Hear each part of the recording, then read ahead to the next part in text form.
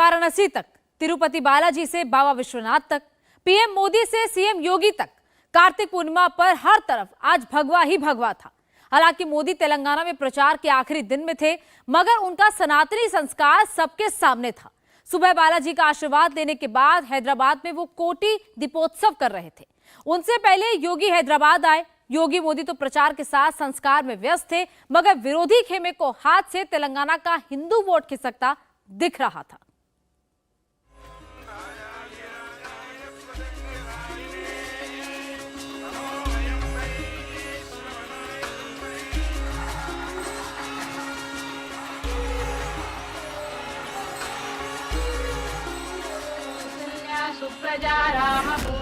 ये सनातन और सियासत का संतुलन है।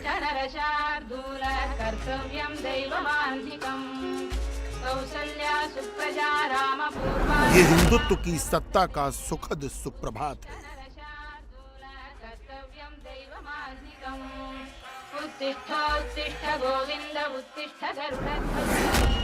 ये मोदी की आस्था की अभिव्यक्ति है। उत्तिष्ठ गोविंद उत्तिष्ठ गरुड़ध्वज उत्तिष्ठ कमलाकांता त्रैलोक्यं मंगलम कुरु। तिरुमला तिरुपति में भगवान वेंकटेश्वर की छाया में पीएम के पूरे पौन घंटे।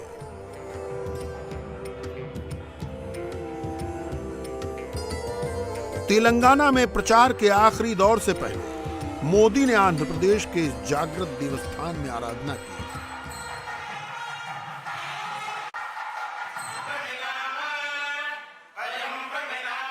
तिरुमला के पुजारियों ने रंगनायकी मंडपम में मोदी को आशीर्वचन दिए।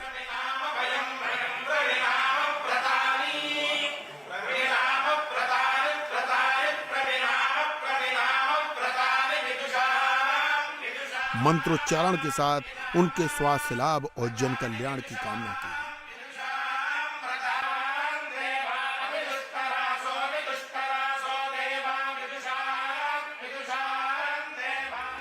दक्षिण भारतीय पारंपरिक वेशभूषा वेष्टी और अंगवस्त्रम पहनकर पीएम मोदी तिरुपति बालाजी के मंदिर पहुंचे थे।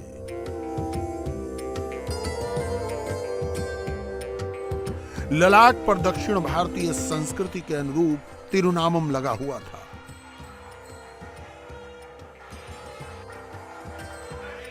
महाद्वार पर मंदिर के मुख्य पुजारी ने प्रधानमंत्री का स्वागत किया। प्रधानमंत्री ने मंदिर के ध्वज स्तंभम के दर्शन किए, सिर नवाया और मंदिर के गर्भगृह में प्रवेश किया।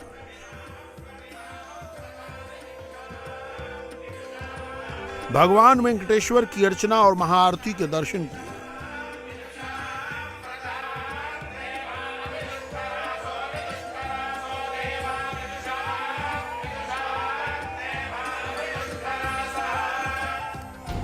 अब तेलंगाना में प्रचार से पहले मोदी की इस तिरुपति यात्रा का महत्व समझिए। सुबह जो मोदी तिरुपति में वेंकटेश्वर के दर्शन कर रहे थे, शाम को हैदराबाद में कार्तिक पूर्णिमा के आयोजन में मौजूद थे। मोदी ने हैदराबाद को इस आयोजन की बधाई दी और याद कराया कि वो बाबा विश्वनाथ की नगरी के सांसद हैं और वहां कार्तिक पूर्णिमा पर देव दीपावली का आयोजन होता है, जैसे कार्तिकी का तेलंगाना में। मैं तो महादेव शिव की नगरी काशी का सांसद हूं। आज बाबा की काशी में देव दीपावली मनाई जा रही है। आज का दिन बहुत ही धन्य करने वाला है। आज सुबह मुझे तिरुपति में भगवान वेंकटेश्वरा के भव्य दर्शन का सौभाग्य मिला, उनका आशीर्वाद मिला। वो अनुभव, वो अनुभूति, उनके चरणों में बिताए गए वो पल, उसका वर्णन शब्दों में करना बड़ा कठिन है।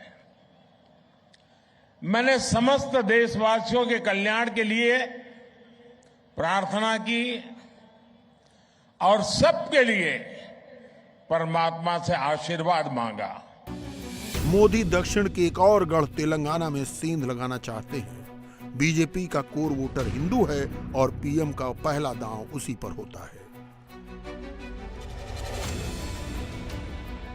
भगवान वेंकटेश्वरा के दिव्य दर्शन किए, उनसे आप सभी के लिए आशीर्वाद लिया।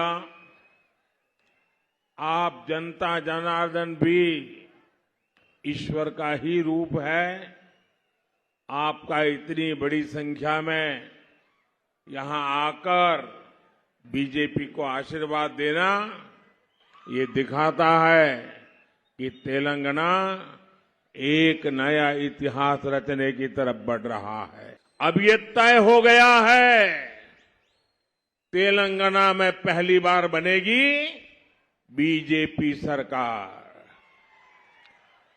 मेरे साथ बोलेंगे आप लोग, तेलंगाना में पहली बार बनेगी, तेलंगाना में पहली बार बनेगी, तेलंगाना में पहली बार बनेगी। तेलंगाना आजादी के पहले वाले हैदराबाद स्टेट का पार्ट था, निजाम का राज था जिसे वो पाकिस्तान में मिलाना चाहता था। पहले गुजराती गृह मंत्री सरदार पटेल ने बड़ी जद्दोजहद के बाद इसे भारत का हिस्सा बनाया। एआईएमआईएम वाले ओवैसी भाईजान भी अब इसी राज्य का हिस्सा हैं, क्योंकि ओल्ड हैदराबाद में मुस्लिम आबादी ज्यादा है।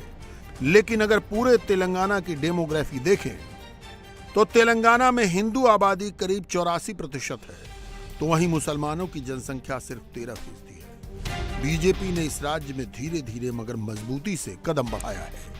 मजे की बात यह कि ओवैसी बंगाल, बिहार, यूपी और महाराष्ट्र तक चुनाव लड़ते हैं, मगर अपने सूबे में वो सिर्फ हैदराबाद की 9 सीटों पर लड़ रहे हैं। आदिलाबाद, निजामाबाद और करीमनगर जैसे मुस्लिम बहुल जिलों में भी नहीं लड़ रहे। प्रधानमंत्री जब करीमनगर में थे तो वहां भी राष्ट्रवाद की पिच पर ही खेल रहे थे। वहां उन्होंने कहा कि जब वोटर कहता है कि वो राष्ट्रहित में वोट करेगा तो उसका मतलब मीडिया भी समझता है। उधर ओवैसी की नाक के नीचे हैदराबाद की गोशामहल सीट से एक बार फिर बीजेपी के फायर ब्रांड नेता टी राजा सिंह ही बीजेपी के उम्मीदवार हैं। पार्टी ने उनके प्रचार के लिए यूपी के बाबा बुलडोजर सीएम योगी को हैदराबाद भेजा। गोशामहल सीट पर 24% मुस्लिम आबादी है। इसी सीट से राजा सिंह बीजेपी के अकेले विधायक हैं। टी राजा सिंह विवादित बयान के चलते निलंबित थे, मगर पार्टी ने निलंबन वापस लेकर उन्हें फिर टिकट दिया। यहां भगवा रंग में रंगे योगी अपने आप में एक संदेश है। योगी ने टी राजा सिंह के लिए रोड शो किया। फैजाबाद को अयोध्या और इलाहाबाद को प्रयागराज बनाने वाले योगी ने तेलंगाना में हैदराबाद को भाग्यनगर बनाने का नारा क्वाइंट किया। कांग्रेस ने तो यहाँ इसको हैदराबाद बनाया, हम तो इसको भाग्यनगर बनाने के लिए आए हैं। भाग्य को बदलने के लिए आए हैं। भाग्य नक्शा का मंदिर यहाँ पर है, उनके नाम पर फिर से भाग्यनगर बनेगा। इस बीच से आपके पास आए हैं भाग्यनगर के राम भक्तों को प्रभु राम का आशीर्वाद दिलाने के लिए अयोध्या लेकर के आए। हालांकि ओवैसी ने योगी पर पलटवार करते हुए कहा कि यह सिर्फ सपना है जो पूरा नहीं हो पाएगा। कि बीजेपी के उत्तर प्रदेश के चीफ मिनिस्टर आए, हमेशा पेटेंट डायलॉग है इसका। हम बोलते हैदराबाद में खट्टे डायलॉग है, मियां खादर खां के कुछ आता ही नहीं उसको। आते कि हम नाम बदल देंगे। अरे भाई, यह नाम नहीं बदल सकते। यहाँ पे नाम नहीं बदल सकते। आपका ख्वाब ही रहेगा इंशाअल्लाह ताला।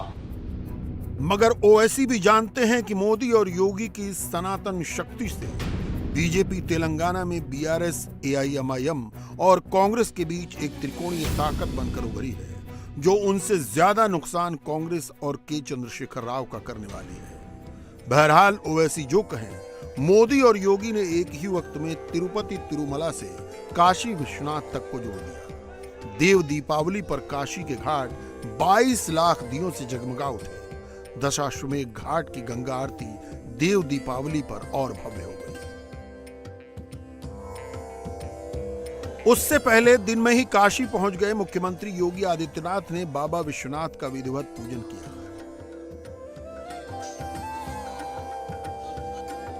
काशी के घाटों पर इस बार देव दीपावली के लिए 8 लाख लोग पहुंचे।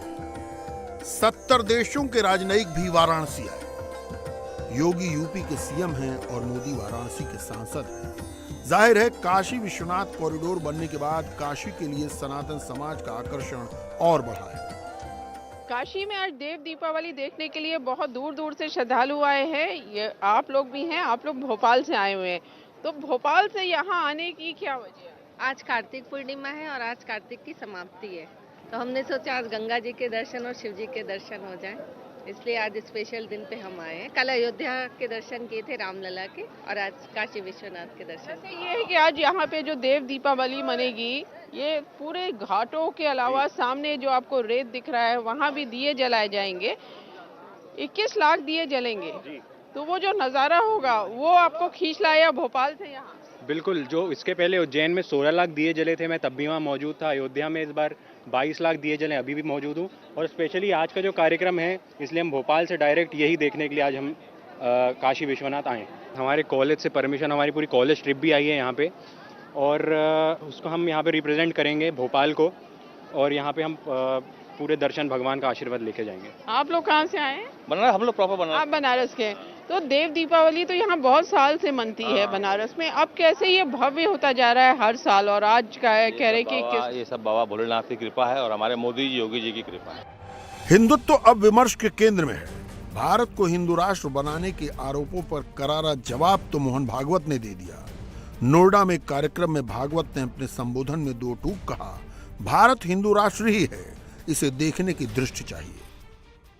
हमारा अपना उदय जो इतिहास ने देखा, उसके पीछे इतिहास की आंखें बंद है। इतिहास का जन्म हुआ तब उसने हमको देखा, राष्ट्र के रूप में ही देखा।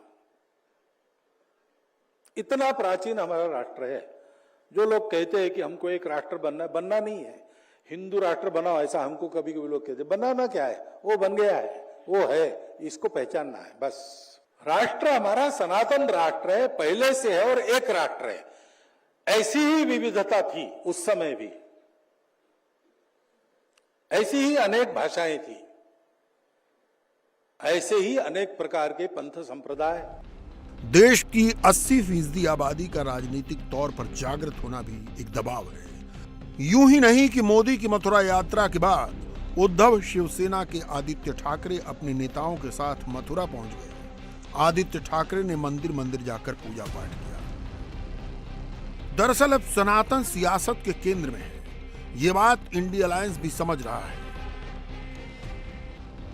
अब तक अयोध्या के राम मंदिर से परहेज कर रहे राहुल गांधी भी पूरे लाव लश्कर के साथ केदारनाथ के दर्शन को चले जाते हैं। एमपी में तो चुनाव का माहौल बनाने उनकी बहन मां नर्मदा की आरती करती है।